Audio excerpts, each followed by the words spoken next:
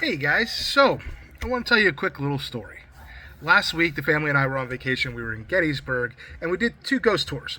We did the Jenny Wade house, and we did the Gettysburg orphanage. They did not disappoint.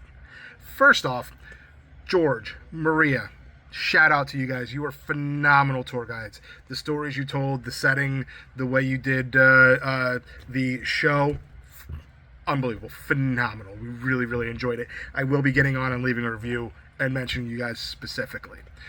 There's a lot we can talk about both places, and we're going to go through the stories over time. But today I want to talk about the Gettysburg Orphanage, and that was a tour led by Maria. She was very wonderful in observing the audience and the people around her. And that meant she toned down a lot of the stories because there were young kids there, including our 8 and 10-year-old. However, ours are a little bit and way deep inside the metaphysical and spiritual world, so they probably wouldn't have bothered them as much as some others. But there were some kids who were a bit young for the gorier truth.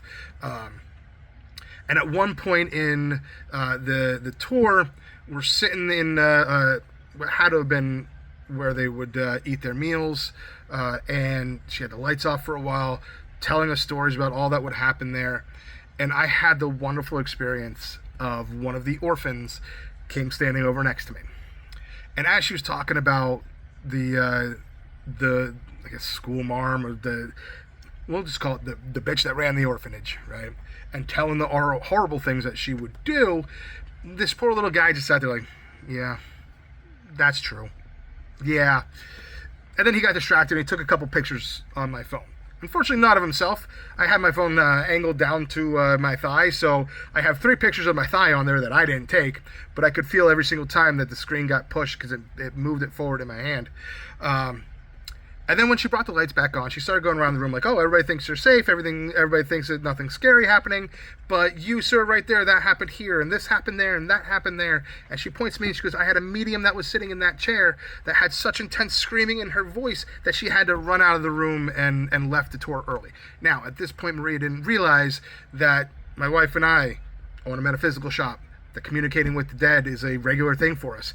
But as she was telling that little bit of story, I just felt a little hand tugging on my shirt sleeve, and he comes up to my head and goes, I was just trying to say hi.